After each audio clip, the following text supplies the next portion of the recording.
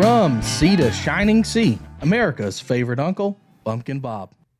Hey y'all, this is Bumpkin Bob coming to you with Bumpkin Bob Show from beautiful Siloam Springs, Arkansas, here in the Ozark Mountains. Hey, this is Labor Day weekend, so this whole episode is going to be very labor intensive, I think is a good word. And we're going to get to the announcements here in a minute. We just got one really big announcement. But first thing I want to say is let's talk a little bit about Texas and Hurricane Harvey. I know we've all got family and friends down there that we're worried about. And I know in my heart that the people of coastal Texas will not let Harvey get to them. I mean, those people are tough as nails down there. But what we do want to remember is keep them in our prayers and thoughts. But as the water recedes, that's when the work starts. I heard the other day there's a lot of schools there in the Houston area that are going to be closed. They're going to have to combine kids into, the schools that are still going to be able to be operable. So, and then people's houses, I mean, my God, it's a lot of destruction down there. So let's keep them in our thoughts and prayers. Continue to give to the American Red Cross and other notable charitable organizations if you can find one that's legit. But I just want to say, really, from the bottom of my heart, God bless Texas. I know y'all are going to come out of this. I mean, it's like a whole nother country. But y'all are tough as nails. We know that. But, the rest of the country is going to pitch in and help where we can. A lot of people have already went down there with their flat bottom boats and their bass boats helping on rescue efforts. I know here in the state of Arkansas, they've sent National Guard down. They've sent Game and Fish Commission officers and people from law enforcement and volunteer fire departments down there. So, there's a lot of people going down there to help. But just remember, when the water recedes, that's when the work starts. So let's not forget about Texas just because the water went receded. Let's keep them in our thoughts and prayers. Give to the charitable organizations when we can. And again, it's just like if you got family and friends down there, keep checking on them. If you can go down and help, go down and help. Don't go down and get in the way, for God's sakes. But, and if those people just need to get away, let's try to make sure if you got family and friends that need to get away from down there for a couple of days, give them a place to stay and feed them some warm home cooking. But again, just keep them in our thoughts and prayers. Moving on to the next bit of business is our announcements for today. And this is Labor Day weekend here, and we're filming a little late. Something that has already occurred is we had a gender reveal yesterday because my baby girl and her husband are expecting their first child, be my first grandchild. Oh! And it turns out it's going to be a little boy. His name's going to be Everest Kane. And we are really all tickled about that. We had a big turnout yesterday. Had a little bit of my family from Little Rock come up for it. A lot of Dylan's family. I want to give a shout out to some people. Dylan's mom and dad, David and Lori, provided the hamburgers and hot dogs yesterday.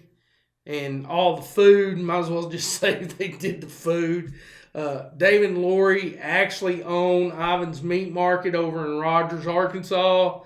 And y'all, they have the best meat in the country. So if you're needing something for your cookouts, please get over and see Dave and Lori. They'll get you hooked up with ribs or pork butts or kibasas, whatever you need. You can always talk to them too about preparation techniques. They'll be glad to share that information with you. They want to. Those people that own those kind of shops, especially Dave and Lori, I mean, they want to sell you a good piece of meat, and then they want you to be happy with it. So ask them questions while you're in there. If you're not a seasoned smoker or a seasoned griller and you really don't know what to do, they'll be more than happy to spend a little time with you and explain stuff to you. and help you through that. So anyway, shout out to Dave and Lori. That's actually my son-in-law's mom and dad. And then a shout out to Mark and Di Miller, who is my son-in-law's aunt and uncle. They owned the property where we held the gender reveal, which was cooler than shit. And I'm hoping my son's going to put a video of that on our website. Basically, Dylan shot a pumpkin because my daughter is into Thanksgiving or Halloween, Thanksgiving, fall type stuff, really big. So they packed a pumpkin full of tannerite and blue powder, and Dylan shot it with an AR-15 and exploded it. It was cool as shit. There was pumpkin parts went everywhere. But anyway, Mark and Diane Miller provided the location. So a shout out to them. They are great people. Just so everybody knows, Ivans is not they don't sponsor this show. So when I'm saying that from my heart. You know, they are good people and they will treat you right over there at Ivans. They'll get you hooked up with some good stuff to barbecue. And like I said, if you're not a seasoned barbecuer or a seasoned smoker and you got some questions, they'll be glad to answer those for you and get you hooked up with what you need. Man, that is a big reveal for us here in the Bumpkin Bob family. Again, first grandchild. And it's kind of funny because we've got, on my dad's side, we've got 3 granddaughters, which was my 2 nieces and then my baby girl. And then we had a whole bunch of grandsons. So we got another grandson coming to the fold. This will be our great grandson, or would be my parents' great grandson, be my first. So interesting to see how this is all going to go. We are looking forward to meeting Everest Kane when he comes out. Very tickled over all this. And again, it was a great day. We had hamburgers and hot dogs and drank a lot of beer and blew some shit up. And it don't get no better than that, people, when you're in the Bumpkin Army. And, you know, we'll make sure we give a shout out to the Bumpkin Army and to the Bumpkin Bunnies. We're still going to press that. My son probably don't like that a little bit, but hey, we're going to press the Bumpkin Bunny thing. Hopefully we can get some t-shirts that say Bumpkin Bunnies, because I think that'd be cool as shit. Like I said before when I kind of started, this whole episode, not the whole episode, but the first little segment we're going to do and the last is going to be based pretty much on labor type stuff, or, you know, because it's Labor Day weekend. I've got another little segment that we're going to touch on. And to be honest with y'all, not sure how long today's shoot's going to actually go. Last thing I'm going to talk about is going to be pretty emotional and pretty much from my heart. And, you know, things go wrong as far as not being able to keep emotions in check. We may have to cut today's episode a little short. We're going to try not to, but I'm just pre-warning you a little bit. One thing I do want to touch on before I get into the episode or the segments that I really want to talk about today is we talked about a bill coming up before our Arkansas legislators about drug testing unemployment people. I haven't been able to find that. I've looked a couple of times. If somebody in our viewership can find what senator or congressman, state senator or congressman has put that before the House this year, I found some stuff referring to it being put up there in like 2013. But the news the other day said it was back either in committee or in front of one of the houses or something. So if somebody can find that and shoot us a link to that, or you know, if you're following us on Twitter at the Bumpkin Bob Show, help us out with that and give us some information so we can find out what senator or congressman is doing that. And we're going to get into some more political stuff in the second segment. As we move on today, our whole part of our show is going to be based on doing job site tales. And the tale I decided to tell today is one that it's actually not funny. We're going to go more safety conscious today, and I'm going to make some comments. And again, you can agree or disagree and hit us up on Twitter or on Facebook or in our email if you agree or disagree. But anyway, this is more about safety on the construction site and my personal opinion about some stuff. We were doing a job, basically, and I'm going to explain a little bit how building actually gets built, commercial top building. But we were doing a job that basically, I would say like half of the job, square footage wise, was just one story. And then the other half of the job was actually a 2-story section, same building. So usually what happens in commercial buildings, they're usually basically what's called red iron construction. They have posts and beams, and the posts get set, beams get set, bar joists go between the beams, then they deck it with a metal decking, then your exterior metal stud walls go up so that they can man, my brain just went blanker shit. So that they can sheath that and then they insulate the top of that metal decking, and then they carry a membrane up the sheathed walls to seal off the roof. So what happened on this particular building is on the 1-story side, they set all the red iron posts, and then they put the beams between, all that's bolted together. Then they set all the bar joists across these beams. Then they tack weld them down. And then they come in and set their metal decking, roof decking, and they tack welded that down. Well, then they moved on to the 2nd-story part, the side that actually had 2 floors.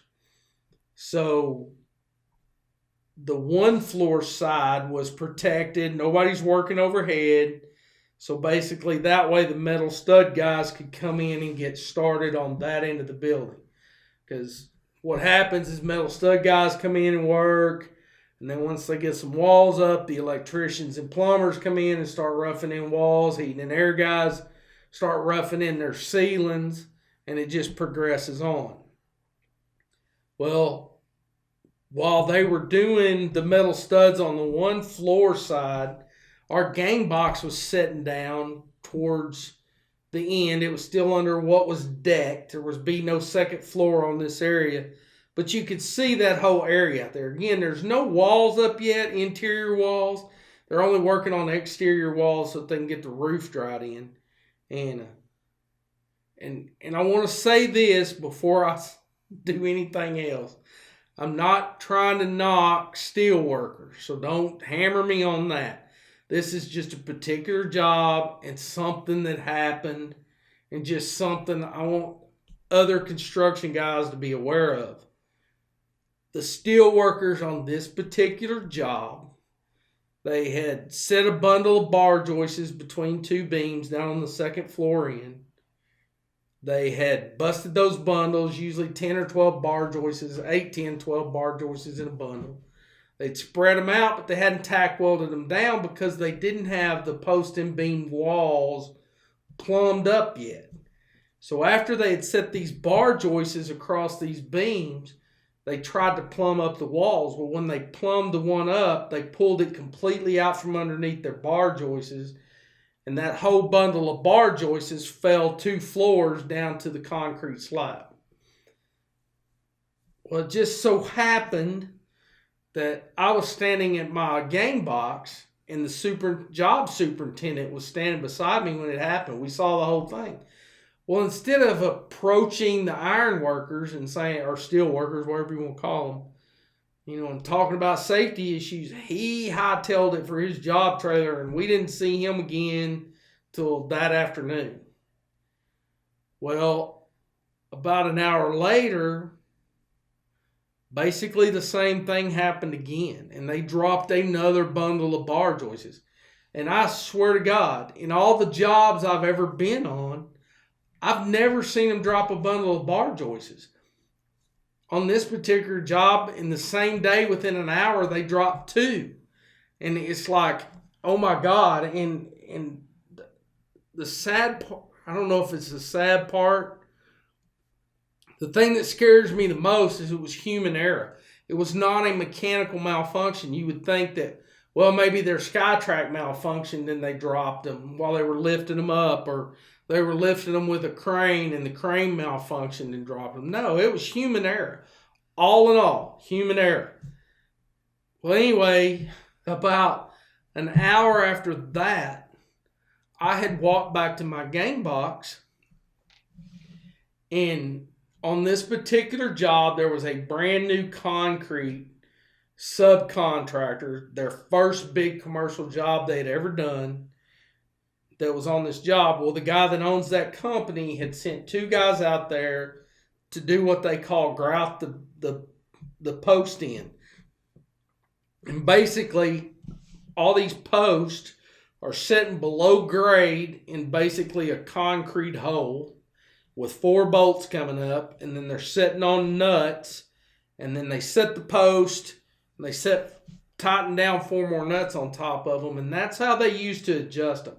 Well, usually after all the red iron's up, all the bar joists are done, everything's plumb and square, and the roof decking is tacked down, they'll come out there and they'll pack non-shrinking cement underneath those, around the nuts and the bolts, and underneath that plate that the actual beam or post is sitting on, and they call it grouting. Well, these guys were out there grouting. I mean, the steel wasn't even all stood yet, which I didn't understand anyway, but I looked out there, and one of these guys is literally laying on the concrete slab so he can reach down inside this about 18-inch deep hole and grout this post. He's got him a bucket of cement right there, and he's dipping it out, packing it under this post.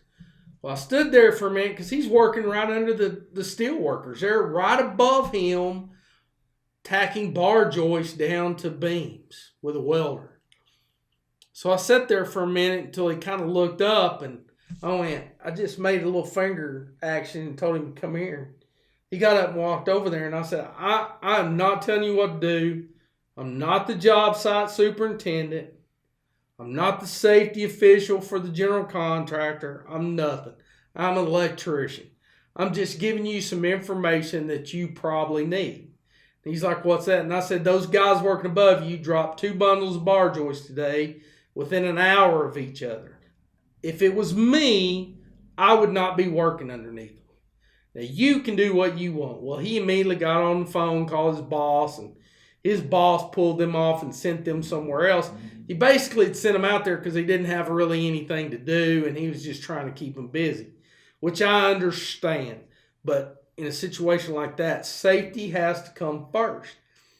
My personal opinion, and it doesn't always happen, believe me, my personal opinion, when the steel guys are on site, I don't think there should be another trade on. I don't think the metal stud guys ought to be there trying to get ahead of everybody, or, the plumber ought to be there trying to hang stuff off the bar joists before walls get built. I mean, it turns into a race. My personal opinion is I think general contractors should tell their subs, if the steel workers have anybody on site, you're not allowed on site, period. It's like, just get them off the site, because they're going to be tempted to walk underneath them or do this. We're just going to be digging out here, doing our underground outside the building. And then the next thing you know, they're over there trying to do something underneath the steel workers. It's like, to me, it's just not a good idea. You just ban everybody from the job site. But then this is what happens. the job is behind. You know, it rained and the dirt guys didn't get to work, or the concrete guys didn't get the slab poured. So next thing you know, they're over there swinging steel, and they're trying to get the metal stud guys in there. Either the general contractor's pushing them to get in there and get started, or they're trying to get in there and get started just because they need something to do. And to me, folks, it's a safety hazard.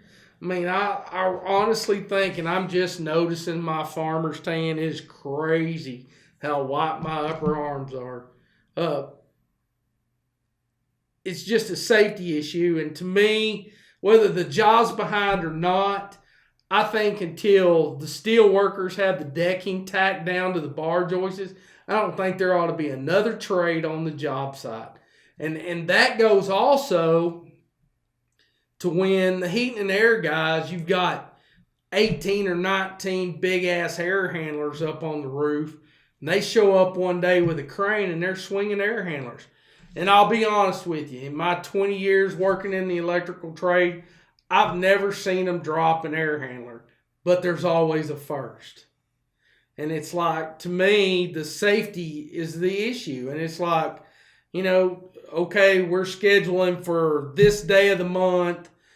They're going to be swinging air handlers. There should be nobody else on the job. I don't care how far behind the fucking job is.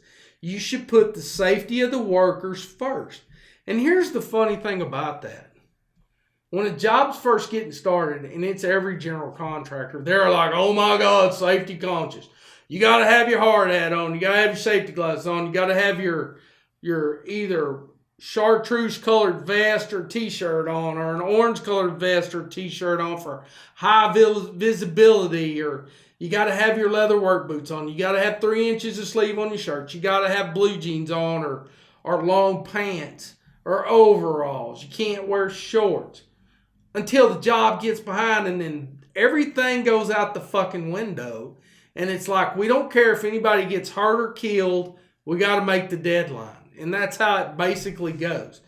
To me, you know, general contractors should look back and they should look at jobs and go, okay, during this block of time when the steel workers are in here, there's going to be nobody in that building, nobody on that job site to get underneath them in case something does happen. And then also when the mechanical contractor is swinging air handlers above everybody's head, there should be nobody in that building. You can tell, and believe me, because I've seen it. Those guys can get there in the morning. If they've got 20 air handlers to set on the roof, they can get there in the morning, get set up, and they can have them all done in a day. Have them on their curbs where they need to be and done, and the crane gone. And to me, the day they're doing that, the general contractor shouldn't allow anybody on the job site. Even if it, you know, electricians or metal, well, we're behind, we really need to be in there working. The general contractor should say, no. You know, I'm not going to allow anybody in there. That's my personal opinion, and I'm sure it's not felt by other people, especially owners who want their buildings yesterday. They could give a shit less if a bunch of people get killed or hurt or maimed or injured. It doesn't matter. The point is, accidents happen, and if you're going to really be safety conscious, then you need to be safety conscious, and it doesn't need to be just at the first of the job. Again, when it gets down to the end of the job, you know, you spent, in the trades that see it the most are the electricians and the plumbers and the metal stud guys, because we're just about there the whole job. And it's like, first job, oh my God, you got to have a shirt with 3 inches of sleeve and long pants and leather boots. Then they get down to the job almost being finished, and the flooring guys will all show up wearing shorts, or the landscapers will show up and all have shorts and wife beater shirts, or whatever they call tank tops. I couldn't think of what they were called.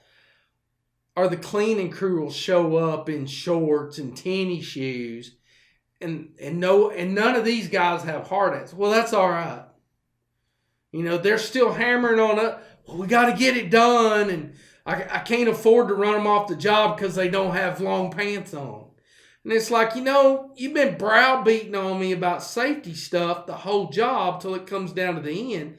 And then you've got these trades, and it's mostly the flooring guys, because the electricians, the plumbers, metal stud guys, and the painters, they pretty well stay on top of it. But now sometimes they'll let the painter/finisher slide. I've seen that before when it's down pretty tight, and they'll roll up with 20 finishers, and they're all in tennis shoes and shorts and no hard hats, and they'll let them go in because they need it done. You know what I'm saying? It's like, oh my God, safety went out the window because we need to get done.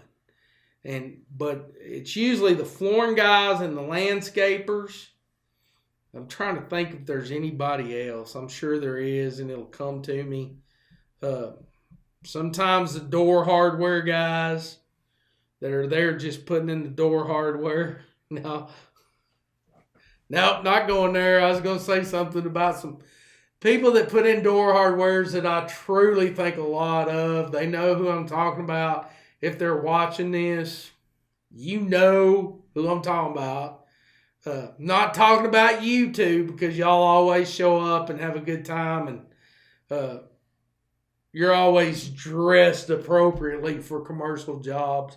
So I'm not including you in this, but there are just some trades that they let slide at the end of the job because they need it done. And it's like, again, don't harp on safety on me when the job starts, when you're going to let safety go out the window at the end because you need the damn thing done. That's just not right. You need to think about safety through the whole thing. And again, it goes back to the two big examples I have, the days that I'm most nervous. Number one, I don't work under the steel guys. That ain't going to fucking happen. I'll just tell you that right now. But number two is the day they're swinging air handlers. If they've got a bunch of them to swing, if they could work it out and say, okay, from till noon, nobody worked from, this column line east, because they're going to set all those air handlers, nobody underneath them. And actually carry that out. Don't let nobody over there. And then afternoon from that column line west, or however I did it, that we're going to sit there. That's fine. But, be proactive about it. Again, guys out there that are working, use your common sense. And 99.99999% of steel guys are safe. We just had that crew. Don't get me wrong. And because there's an electrical crew out there just as bad as they are. All I'm saying is, even if you've got a good crew, mechanical failure can happen. So don't work under the steel guys. Just don't do it. And if your boss isn't a total ass, or you're not so far behind that, I don't know, you're completely sinking, try not to be there the day they're going to set air handlers. Just tell your job superintendent, or your boss should tell job superintendent, I need to know what day you're setting air handlers, because I'm going to send my guys somewhere else. I don't want them working in the building, because the day will come, if it hadn't already around this big country, that crane has a malfunction and they drop an air handler through the roof of a building. And it's like, and hurt somebody. So, that day is going to come. And it's better to have lost a day in production in the building than to get somebody hurt. And that's all I'm getting at. Let's just think about what we're actually doing out there. And now I've preached a lot about that because it's Labor Day and I worry about my fellow laborers, so to speak. So be safe out there. Everybody's going to go back to work Tuesday and get back in the grind. So be safe. And don't let your boss or anybody else make you do something stupid. If you don't feel safe doing it, don't do it. I don't care if you're the littlest guy on the job site or how big old boy you are, as the saying goes. If you don't feel safe doing it, don't do it, for God's sakes. Be safe about it. All right, we're going to move on to something else that's been weighing on my mind this week, the last couple of weeks actually, and that's people wanting to know why we voted for Trump. I mean, you just hear it. It keeps going on and on and on. And I'm going to give you what I think of the reason why we voted for Trump. And I'm probably going to piss some people off when I say this, but that's all right because they probably need pissing off. But here's the God's honest truth, in my opinion, the way I look at it. You have, on one hand, you've got your Congress, Senate, and whoever's president. I don't care who the president is, whether it was George W. or Bill Clinton or Barack Obama or whoever. That's just who it is. Second off, you've got, or second hand, on the other hand, whatever. There's golden band. Anyway, on the other hand, you've got all these special interest groups. All of them. And they're going to the House and the Senate and to the president. And they're going, we need this or we need that. We want this or we want that. And these are these special interest groups can be anywhere from one person to 1,000. But they're just small special interest groups. See what I'm saying? Anyway, they go up there and they whine about wanting this or they want that. Well, the first thing out of Congress's mind is, well, who's going to pay for it? And here's where I'm going to start pissing some people off. Probably. Because in my opinion, there's two special interest groups out here that they do not speak out. They don't talk. They just sit back and listen and take everything in. And the one I'm actually going to talk about is not the first one I'm going to mention. First special interest group is, here it comes, y'all. And you just got to be mad at me and get over it, which is what a lot of people need to do about a lot of things.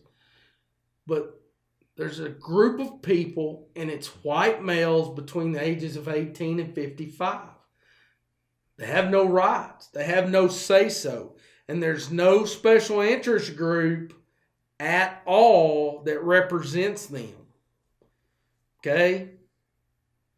The other special interest group is a group of people that encompasses all races and both, because there's only two genders.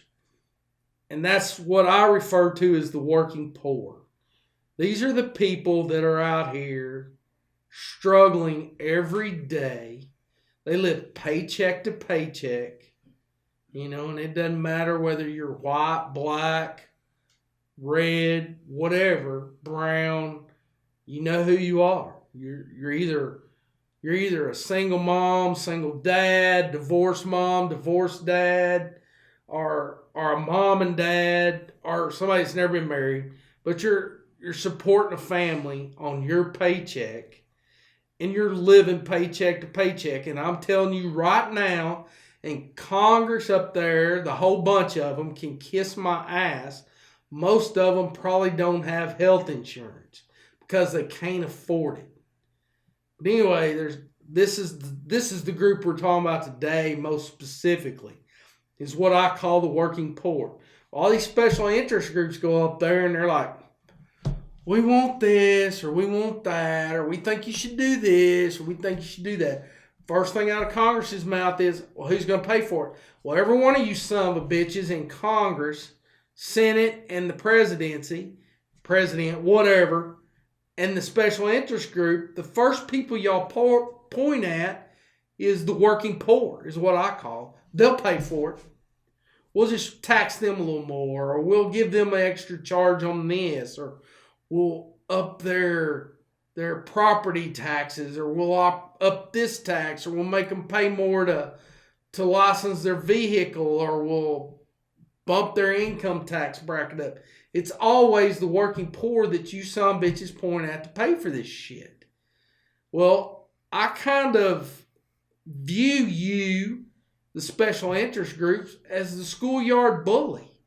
And here for the last 40 years, you've been just poking the little nerdy kid or the little fat kid, however you want to look at it, that's in the schoolyard, which is the working poor. You just been poking him.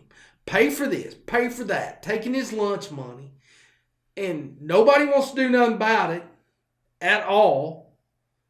So he turns around, because we don't get media coverage, but as usual in the schoolyard bully, keeps poking. That little nerdy kid finally has enough of it and he socks you in the nose. Well, that's what elected Trump was. We socked you in the damn nose because we're tired of your shit. So we all voted for Trump. And that was our answer. That was our sock in your nose. Well, just like a schoolyard bully, and now I'm gonna liken, if that's the correct phrase, the mainstream media as being the principal. You've run to the principal and you're whining about it. Oh my God, he hit me in the nose. Oh my God. And they jumped on the fucking bandwagon. Yeah, little Johnny hit you in the nose. We'll have to do something about that. They're not looking back at the fact that you've been poking little Johnny for 40 years wanting to pay for your shit. And we got tired of it. That's all it is to it. And just so we can carry this a little further and let you know, part of that punch in the nose was electing a bunch of Republican congressmen and senators because they ran on the platform that they were going to back Trump. And then they got elected and special interest groups started padding their pockets and lobbyists started padding their pockets and they started crawfishing. Well, let me tell y'all something. We put you in there, we're going to take you right back out and put somebody else in there. All this big group of working poor that put Trump in the White House, we're tired of y'all not working with him. So we're going to vote you out and vote somebody else in. If they don't work with him, we're going to vote them out because we're tired of the shit. We're tired of being bullied. We're tired of having to pay for just shit that we could give a shit less about. Now, I'm sorry, and I know, these special interest groups, we're 100 people that think we deserve whatever we think we deserve. And it's like, we gotta have it. And, the masses don't give a shit. We really don't. And it's like, so quit your whining. We don't care if you have it. More power to you. Quit asking us to pay for it. That's what it comes down to. Y'all just keep going to the bank and the damn bank is dry. We're tired of paying for your shit. We don't want to pay for it anymore. We want Trump to do away with Obamacare and go back to a regular insurance, which, insurance people also, we need to go back to either buy a 70-30, 80-20, or a 9-10 policy with a certain stop loss and you're done with it. All this shit out of network and co-pays and HMOs and BR5s and whatever other damn initials y'all can come up with is getting on people's fucking nerves. It's going nuts. Let me ask something real quick to one of my assistants and see if they can look this up for me, because it's something else I need to just blurt out there. What year did Katrina hit Louisiana? If anybody can tell me the actual year, I would like to know. And I want to know the actual year Katrina hit, not... Anyway, that being said, I'm sorry. We're going to move on. Now you know why I think we elected Trump. Because special interest groups and lobbies are like a bunch of schoolyard bullies. And the rest of the world is the little geek kid that was taking it, and we socked you in the nose. Now another thing, and I'm going to say this, and probably conservatives around the world are going to tell me to go to hell or want me to get killed. But here's the reason I wanted to know. I meant to look it up before we went on air. I am so tired of seeing the memes of President Trump and Barack Obama and what he was doing when Katrina hit. Well, people, Barack Obama was not the president when Katrina hit. If you're going to be an Obama basher, at least get your facts straight. Because when you do shit like that, you make the rest of us look stupid. Do you understand that? So before you post something on Facebook that's not correct, get your fucking facts straight. Okay? And you see what I'm saying? I mean, I didn't like Barack Obama either. I still don't. I never will. But I don't care what he was doing when Katrina hit, because he was the senator out of Illinois. He was not president of the United States. Do you understand that? Comprende? Okay. If it happened pre-08 or 09, actually, is when he probably took office, I don't want to hear this shit. Or 08. How does it work? Somebody tell me how he fucking works. I'm not sure I know. Sorry for the nasty language. Now I'm getting tired. My voice is getting tired. It's been a big weekend. And, well, I want to talk about something. And I'm going to try to do this without making family mad. But I'm going to talk about something, and it's connected to Labor Day weekend. And it's something that's been heavy on my mind this week. And just bear with me as we try to get through this. I want to talk a little bit about my dad. And we're going to start out. This is going to be really weird how we're starting out and what we're talking about to get to another point. I mean, to another place. We're going to get to and talk about recognition for what somebody did over their lifetime. Okay? But we're going to back into this really crazy. Just so everybody knows, as a little background, and we've talked about my dad on this show. Me and my dad did not have a great relationship. When I was growing up, we didn't hunt and fish together. We didn't rope and chuck wagon race together. We didn't go dirt track racing, have a dirt car and do that, or have a drag car and do that. I mean, it just didn't happen. That did not happen. We didn't have that kind of relationship. I seriously doubt that if my dad was still alive, he could tell you one Little League baseball team that I even played on. I mean, we just did not have that kind of relationship.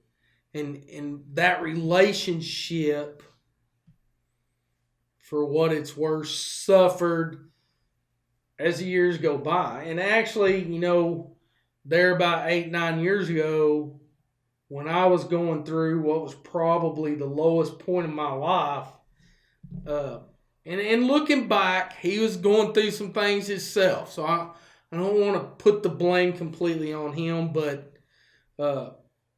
there over about a 2-month period, I took a daily cussing from him.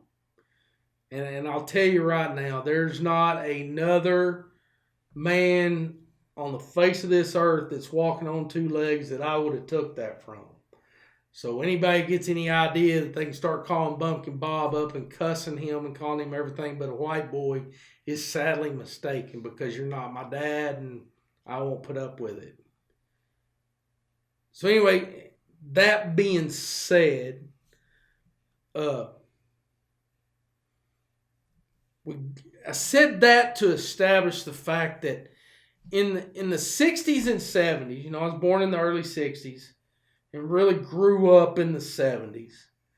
The definition of a father in that time versus the definition of a father in the 2000s is completely different, because in that era, 1960, 1970, the definition of a good father was somebody that provided for his family.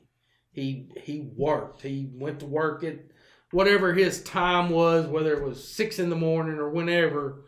And it didn't matter what his job was back then, whether he was a janitor, custodian now, a lineman like he was, a rancher, a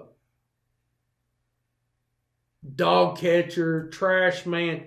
His job, what he did, didn't matter as long as he provided for his family. That, and his family came first, and you saw a lot in that day and time of fathers going without to provide for their family. So, that the perception was a little different back then. You get to 2000s, now the definition for a good father, you have to spend quality time with your child, and I'm not knocking that. It's just something that has progressed over the years. That's where it started. This is where it's at now. Who knows what it's going to be in 40 years, what the definition of a good father is. I got this feeling definition of good father in 40 years is going to be, did you pick the right baby from the bottom of the test tube? Because that's where that shit's headed. It's not a crapshoot like it used to be.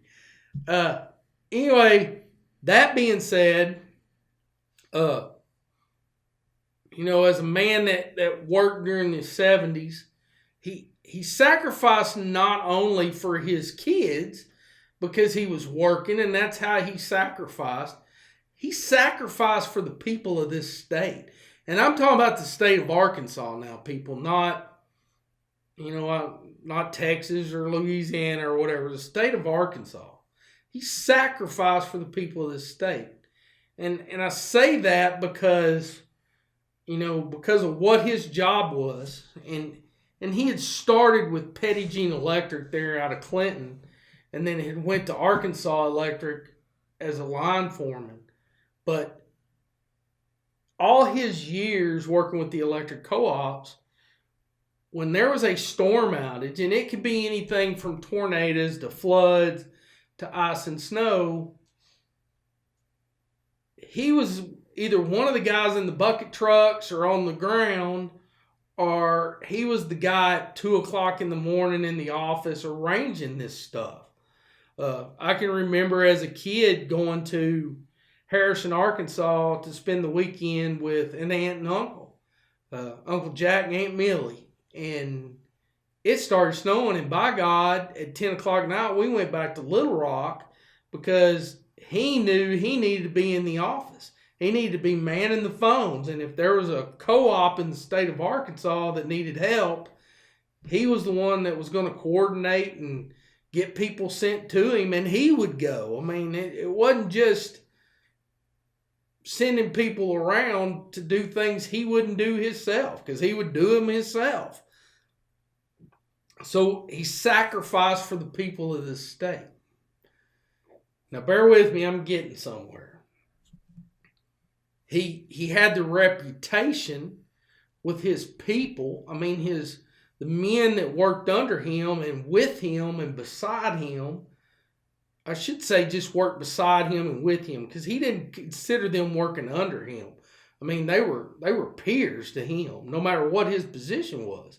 These men were peers, and they put in a day's work, and he respected them for that, and they respected him. And I swear to God, there's most of those men that worked with him or for him, however you want to look at it, would, if there was 10 feet of snow on the ground and ice and the wind blowing, they'd be on the pole right beside him, trying to get power back on because they just respected him that much.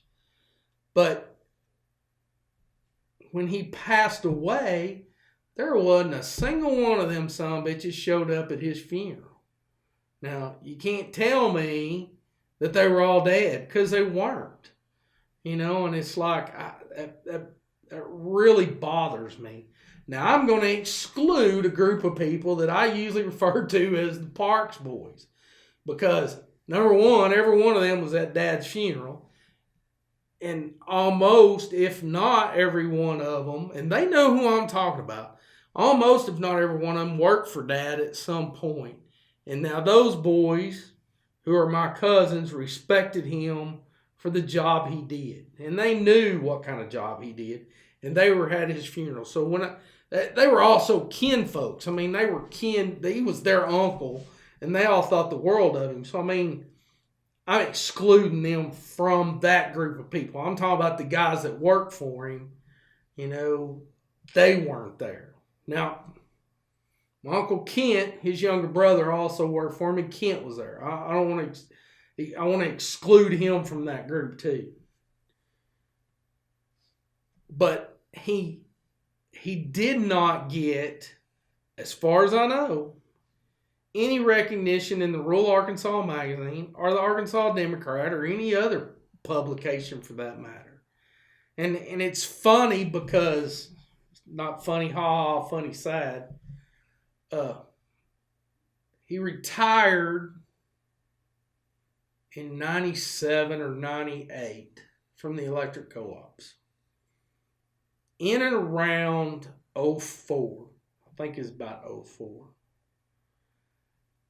we were doing a cafeteria, a new cafeteria, ground up building for a private school here in Northwest Arkansas, which happened to be in Carroll Electric's territory. Well, we had gotten specs from Carroll Electric on, what they required for their primary conduits and what they required for their transformer pad, and which we had done. Well, a field engineer came out to inspect that, make sure we'd done everything right. And he introduced himself to me, and I wish I could remember the man's name. I do not know it.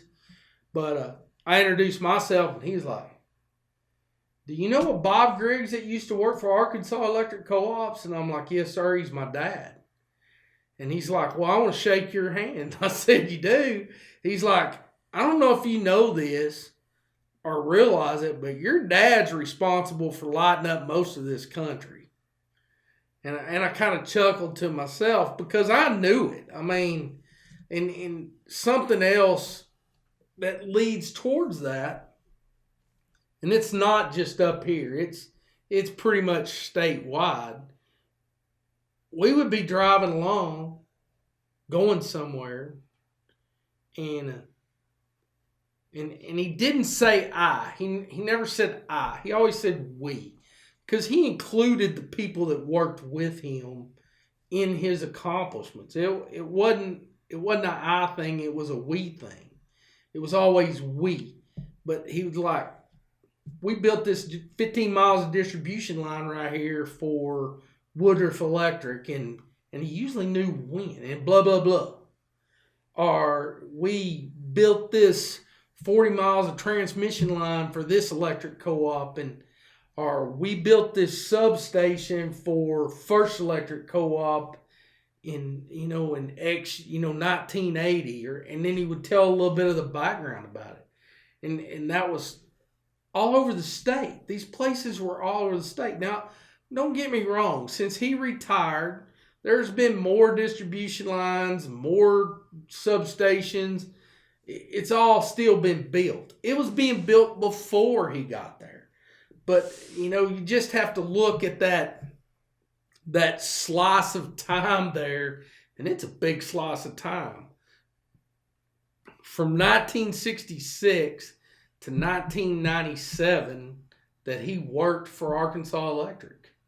And it's like, and before that he worked for Pettygene Electric, but when he worked for Pettygene Electric, he was a serviceman and that kind of, he was coming up, getting started. And he didn't have the effect on the whole state that he had once he went to work for Arkansas Electric. And it's like people that quietly do their job and have done things like that don't get recognition. Now, Bill that's been down here racing at the whatever speed track for 20 years, and he's won it 3 or 4 times, won their track championship. Oh my God, he'll get so much recognition, it'll make you want to shit in your drawers. But somebody that literally built, and I would think it would be in the hundreds of millions, but millions and millions of dollars worth of distribution and transmission lines and substations around this state, doesn't get any credit for it. Not a lick. Not a lick. I mean, and you'll have people, and I know nothing about the chuck wagon races over at Clinton. But I guarantee you, whoever wins chuck wagon races or whatever, I don't know if they have different categories or whatever, but whoever wins, whatever the top category is, will get more recognition for that than he got for his time at Arkansas Electric. And I think that's pretty sad. I mean, it's pretty sad the way everything goes. Now, that being said, try not to get too emotional. My dad was my hero. But not because he team roped or he golfed or played baseball or because he took me hunting and fishing, because we really didn't. I mean, I know sometime before we left Clinton, he really liked to bird hunt. He bird hunted a lot. He never bird hunted after we left Clinton. He also liked to fly fish, or wanted to. It's not that he liked to fly fish. He wanted to get into fly fishing. He just never did. He didn't have time. He worked all the time. I mean, that's just how it was. And again, by today's standards, he was not a good father. By 1970 standards, he was. So that being said, it's like, yeah, me and him didn't get along, didn't have the greatest relationship in the world. The only thing we could talk about was electricity, and that's pretty bad. I mean, me and him never discussed girlfriends or, everyday life stuff. Problems with the wives, problems with whatever, problems with kids. We never talked about that stuff. The only thing we ever talked about was electricity. And it's like that's probably pretty bad. That being said, because of what he did, what I know in my heart he did for the state of Arkansas, whether anybody else knows it and whether anybody else wants to admit it. Because I guarantee you, the turnover at Arkansas Electric over the last few years is just, it's phenomenal. And most of those people probably don't even know who Bobby Dean Griggs was. And that's pretty sad too. But I know in my heart there's a field engineer for Carroll Electric that knows, and I'm sure there's other people in the state of Arkansas that he dealt with on a daily, I don't know how to say that exactly. They also know, and they do. Now I know that, well, there's some other things I could say I'm not even going to go into. I thought about it and then I decided it's better that I didn't. Anyway, on this Labor Day, me personally, I want to thank Bobby Griggs for his contributions to REA in the state of Arkansas. Whether anybody else realizes it or knows what he actually did or didn't do, I don't care. It's my little Labor Day thank you out to somebody that sacrificed family time to do his job for the state of Arkansas. Because I guarantee you, when the chips were down, he was there. I mean, that's bottom line. And I have to say, that's better man than me, because I tell y'all to get fucked. Because I'm the type of person that knows every one of you son of a bitches, when the power's out, you're griping, but when somebody gets it back on, you forget about them. And it's like, I don't give a shit. I'm the same way on the commercial job. I mean, I realize today that whatever I do today, you're going to forget about tomorrow and find something to bitch about.